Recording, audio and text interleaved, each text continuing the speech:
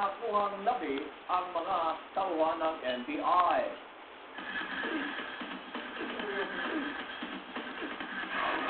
Bilang sagang wild child ng Philippine TV, ang kontrobersyal na character actor na si Baron Geisler. Babe! Bye!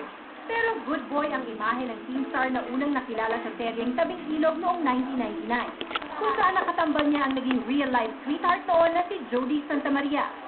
Ayon kay Geisler, 14 years old siya na magsimulang uminom, matapos unang mabigo sa pag-ibig. Kumapit muli si Baron sa pag-inom ng alak ng pumanaw ang kanyang ama noong 2002.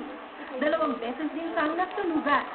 Ikaw ba naman mamatayan after 1 year, masunugan ka. After another year, masunugan ka. Tanong kita ng same question mo. Paano mo i-handle yun? 2007 nasangkot sa away sa bar ang aktor na nag-iwan ng beklat sa kanyang mukha. Muling bumangon si Baron sa pagsali niya noon sa Pinoy Big Brother Celebrity Edition. Pero namala sa loob ng TVD House ang kanyang problema sa alak. Sa kabila nito, pinatunayan ni Baron ang kalibre sa pag-arte, mapa indie movies o teleserye. Pero noong 2008, kinasuhan ng Act of Lasciviousness ang aktor ng anak ni William Martinez at Yayo Aguila na si Patricia.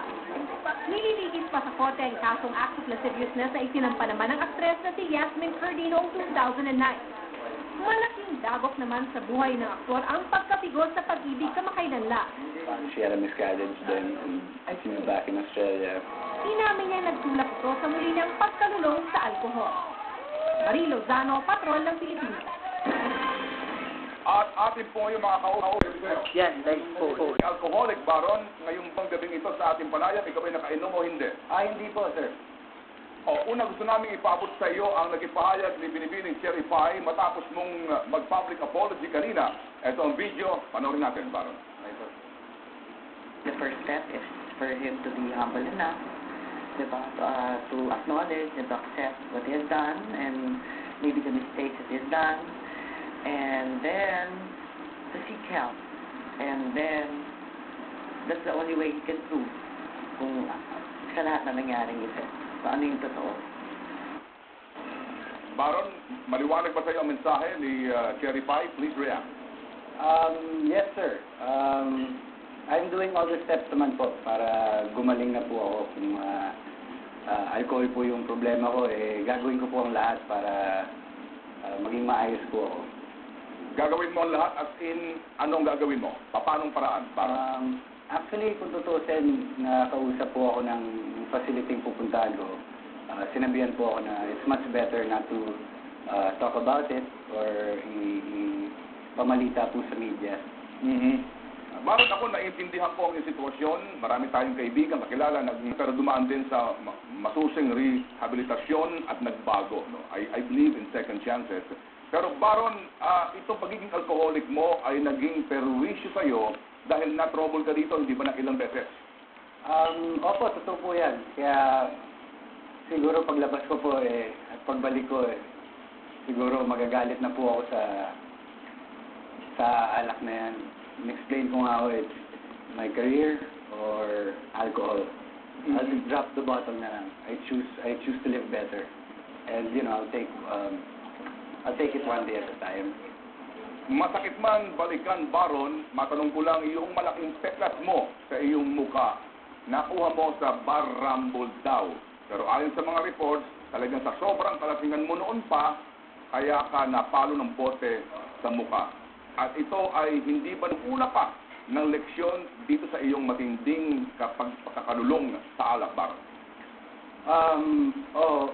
Sa mga pangyayari po yun, actually, it's a long story. Naglalakad lang po ako palabas ng bar. At makukulangan po tayo ng oras kung ikakwento ko po yung buong detalye at storya. Pero,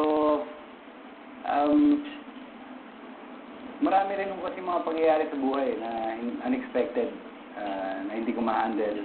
I think, sa decision ko pong umalis muna ng mga 90 days, ayusin ko sarili ko. Marami na po akong matutunan tungkol sa sarili ko at kung paano rin po ako makikitungo sa aking mga kasama po. Aha. sa industriya. Baron, 4 ng babae ang nagreklamo laban sa iyo sa parehong issue, pambabastos. Opo. Ito bang mga kasong ito ay kahalintulad ng kay Cherry Pie na ngayon ay humingi ka ng dispensa dahil sa nakainom ka at meron kang nagawang ganon? Ito bang ibang kasong ito ay pareho din ito, Baron? Sobrang totally different po ito sa kay Miss Pai. But siguro, hayaan na lang natin po yung court. Sila na pong bahala dyan. Hayaan natin yung court eh. Kasi minsan po ang nangyayari, ang media na po ang umaatol sa atin. So, Yun ngayon- ang mali para sa akin. O sige, Baron, so Alam pa rin yung Martinez, parang mas maganda pa kay Cherry Pie Picasso. sa mga time managers, sa mga posibleng meron sa iyong pinakita sa mga loob sa mga mangyayari.